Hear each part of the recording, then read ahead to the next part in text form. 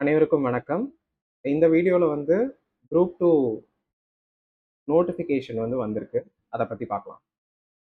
Group 2 notification 11/8/2026 வரணும். ஆக்சுவலா பார்த்தீங்கன்னா, நேத்தே வந்துருச்சு. பட் கொஞ்சம் டிலே ஆயிருக்கு. யூசுவலா நம்ம நோட்டிஃபிகேஷன் இந்த மாரி நோட்டிஃபிகேஷன்ஸ் ப்ரிப்பேர் பண்றாங்க அப்டின்னா, நேத்து மார்னிங் ப்ரிப்பேர் பண்ணி, நேத்து ஈவினிங்கே ரிலீஸ் பண்ண முடியாது. இது ஒரு பெரிய ப்ராசஸ். இதுக்குன்னு ஒரு செக்ஷனே வொர்க் பண்ணுவாங்க. எவ்வளோ நோட்டிஃபிகேஷன்ஸ் அதாவது வேக்கன்சிஸ் எவ்வளோ இருக்கு ஒவ்வொரு போஸ்ட்டுக்கும். அதே மாதிரி அந்த ஒவ்வொரு போஸ்ட்டுக்கான ஏஜ் லிமிட் என்ன? எஜுகேஷன் குவாலிஃபிகேஷன் என்ன? அதுக்கப்புறம் அதோட சேலரி பேண்ட் என்ன? அப்படிங்கிறதெல்லாம் செக் பண்ணி, இதெல்லாம் பார்த்தீங்கன்னா, ஒரு 2 ஆர் 3 மந்த்ஸ் ப்ராசஸ். இது கம்ப்ளீட்டா நடந்துட்டு இருக்கும். ஸோ என்ன காரணத்துக்காக நேத்து ஈவினிங் வரைக்கும் ஆயிருச்சு அப்படிங்கிறது தெரியல. அதே மாதிரி ஆனுவல் பிளானர்ல போட்டிருக்க மாதிரியான எக்ஸாம் டேட் இல்ல. ஒரு 2 நாள் 3 நாள் தள்ளி போயிருக்கு. அது ஒன்றும் பிரச்சனை இல்லை நமக்கு. 1/11/2026 எக்ஸாம் நடத்த போறதா சொல்லியிருக்காங்க. இந்த டேட் போஸ்ட்போன் ஆனாலும் ஆகலாம். அப்படி இல்லை கரெக்டா இதே நாள்ல நடந்ததுனாலும் நமக்கு மகிழ்ச்சி தான்.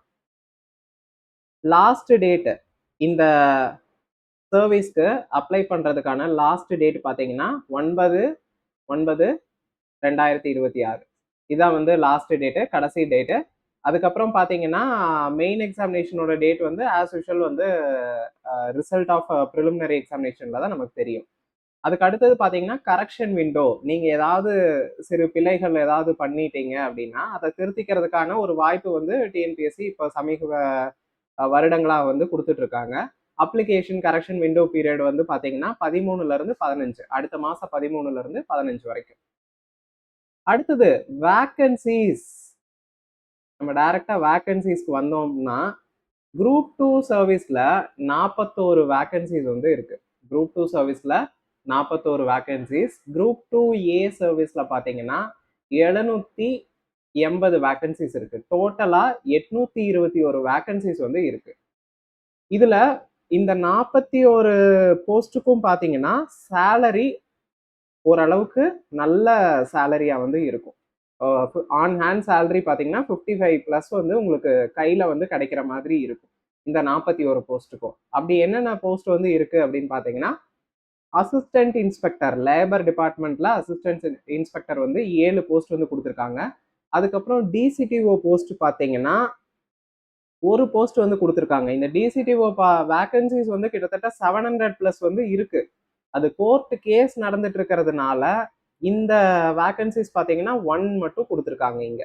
அதுக்கப்புறம் எம்ப்ளாய்மெண்ட் அண்ட் ட்ரைனிங் விங்ல ஜேஇஓ ஜூனியர் எம்ப்ளாய்மெண்ட் ஆஃபீஸர் அது ஒரே ஒரு வேக்கன்சி கொடுத்துருக்காங்க. Probation officer prisons and correctional services இதுல பாத்தீங்கன்னா 5. அதாவது இந்த ப்ரொபேஷன் ஆஃபீஸர் அப்படிங்கிறது கோர்ட்டுக்கும் ஜெயிலுக்கும் நடுவுல இருக்கக்கூடிய ஒரு பிரிட்ஜ் தான், பாலம் தான் பாத்தீங்கன்னா இந்த ப்ரொபேஷன் ஆஃபீஸர் அப்படிங்கிறது.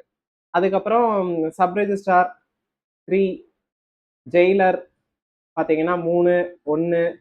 அதுக்கப்புறம் ஸ்பெஷல் அசிஸ்டன்ட் டிவேக்ல கொடுத்துருக்காங்க.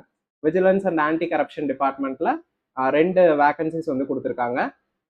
அதுக்கப்புறம் special branch assistant greater Chennai police. Greater Chennai police அப்படின்னா கண்டிப்பா அவங்களோட லைஃப் லாங் சென்னையில மட்டும்தான் போஸ்டிங் இருக்கும். இதெல்லாம் பார்த்துட்டு இந்த டிபார்ட்மெண்ட்லாம் சூஸ் பண்ணணும், எக்ஸாம் எழுதி கிளியர் பண்ணின நபர்கள்.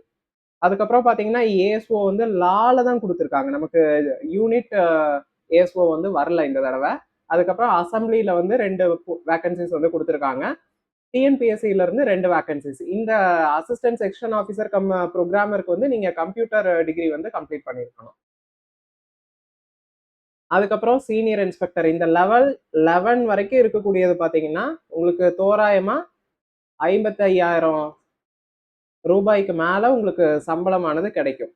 குரூப் 2A சர்வீஸாவே இருந்தாலும் இந்த போஸ்ட் எல்லாம் பார்த்தீங்கன்னா லெவல் 11க்கு மேல இருக்கக்கூடிய போஸ்ட்டுக்கு 55,000க்கு மேல உங்களுக்கு சம்பளம் கிடைக்கும். அதுக்கு அடுத்தது பார்த்தீங்கன்னா சீனியர் ரெவன்யூ இன்ஸ்பெக்டர். இது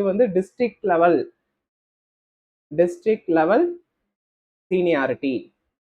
நீங்க இப்போ எடுத்துக்காட்டுக்கு முதல் மாவட்டம் அரியலூர் மாவட்டத்தை வந்து எடுக்கிறீங்க அப்படின்னா, அரியலூர் மாவட்டத்துல தான் நீங்க தாசில்தார் ஆகிற வரைக்கும் ஒர்க் பண்ணணும். தாசில்தார் ஆகிற வரைக்கும் அரியலூர் மாவட்டத்துல மட்டும்தான் உங்களுக்கு பணி.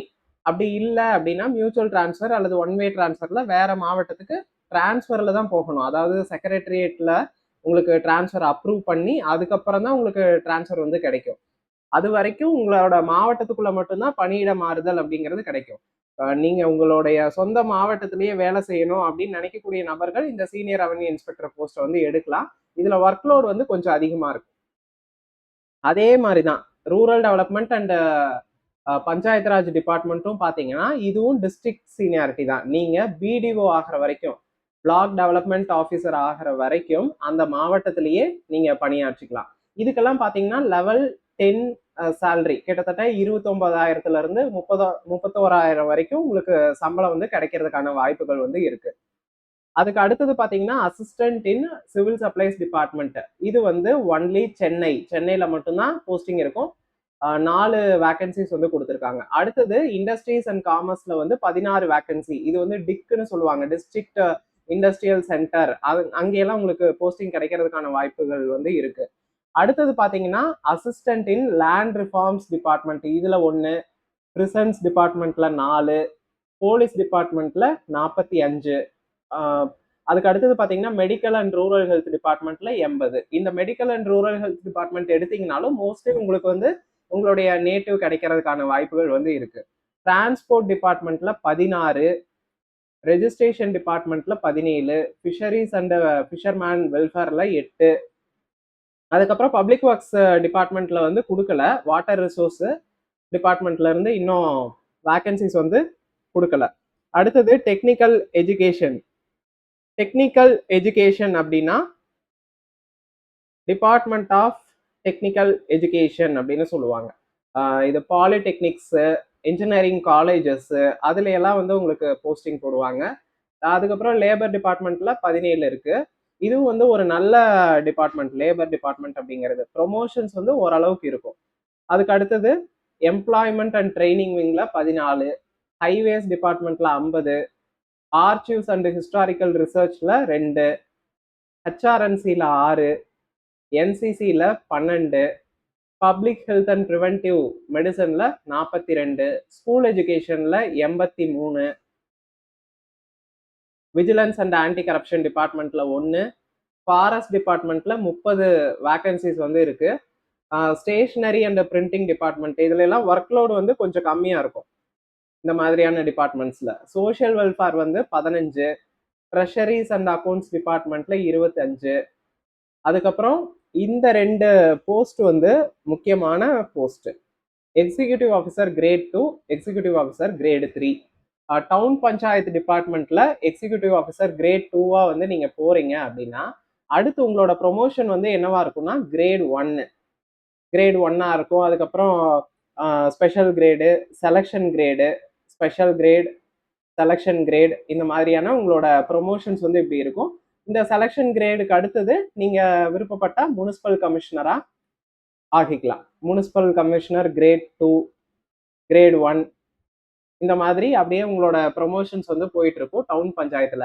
நீங்க உங்களால வந்து அசிஸ்டன்ட் அளவுக்கு, அதாவது அப்ஜெக்டிவ் டைப்ல மட்டும்தான் என்னால எழுத முடியும், டிஸ்கிரிப்டிவ் வந்து என்னால எழுதவே முடியாது, அல்லது இந்த ஒரே ஒரு எக்ஸாம் மட்டும்தான் எழுத முடியும் அப்படின்னு இருக்கக்கூடிய நபர்கள் இந்த மாதிரியான போஸ்டிங், உங்களுக்கு நிர்வாகத்துல வந்து இன்ட்ரெஸ்ட் அதிகமா இருந்ததுன்னா, அட்மினிஸ்ட்ரேஷன் பண்றதுல உங்களுக்கு இன்ட்ரெஸ்ட் அதிகமா இருந்ததுன்னா இதை வந்து சூஸ் பண்ணலாம். வேலை வந்து ரொம்ப அதிகமா தான் இருக்கும் 2 டிபார்ட்மெண்ட்லயும். ஏன்னா வந்து 2த்துலயுமே லேண்ட் இருக்கு. லேண்ட் எந்தெந்த டிபார்ட்மெண்ட்ல எல்லாம் இருக்கோ அந்தந்த டிபார்ட்மெண்ட்ல எல்லாம் உங்களுக்கு ஒர்க் லோடு வந்து அதிகமா தான் இருக்கும். ஹெச்ஆர்என்சிலையும் லேண்ட் வந்து அதிகப்படியான லேண்ட்ஸ் வந்து இருக்கு. டவுன் பஞ்சாயத்துலயும் நிலம் சம்பந்தப்பட்ட ஆக்கிரமிப்பு அது இதுன்னு நிறைய விஷயங்கள் இருக்கும். அதே மாதிரிதான் ரெவன்யூக்கும் பிடிஓக்கும் அதே மாதிரிதான், அதாவது ரூரல் டெவலப்மெண்ட் டிபார்ட்மெண்ட்டுக்கும் அதே மாதிரிதான். ஸோ இந்த டிபார்ட்மெண்ட்ஸ் எல்லாம் எடுக்கும் போது உங்களுக்கு ஒர்க் லோடு வந்து ஓரளவுக்கு இருக்கும். இதெல்லாம் தெரிஞ்சுக்கிட்டே எடுங்க. அதே மாதிரி போஸ்டிங்ஸ் வந்து நீங்க எக்ஸாம் எழுதி கிளியர் பண்ணி போஸ்டிங் எடுக்க போறீங்கன்னா தயவு செஞ்சு போய் அந்த ஆஃபீஸ்லயே கேட்டுட்டு அதுக்கப்புறம் எடுங்க. இதே மாதிரியே ஒவ்வொரு டிபார்ட்மெண்ட்ஸ் வந்து கொடுத்துருக்காங்க. அடுத்தது லெவல் 9லாம் இருக்கு. லெவல் 9 போஸ்டிங் வரைக்கும் நமக்கு இந்த குரூப் 2 எக்ஸாமினேஷன்ல வந்து குடுத்துருப்பாங்க. லெவல் 8 வந்து பார்த்தீங்கன்னா, குரூப் 4 கேடர்ல இருக்கக்கூடியது. லெவல் 9 வரைக்கும் நமக்கு இந்த குரூப் 2, குரூப் 2 ஏ சர்வீசஸ்ல வந்து குடுத்துருக்காங்க.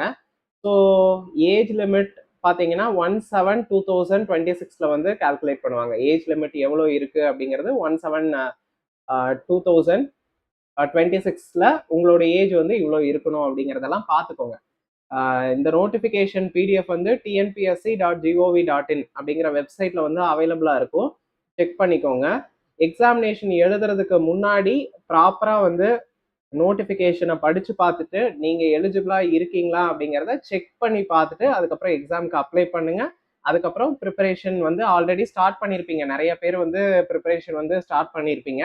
இந்த எக்ஸாமினேஷன் எழுதக்கூடிய அனைவருக்கும் என்னுடைய வாழ்த்துக்களை வந்து தெரிவிச்சுக்கிறேன். நன்றி.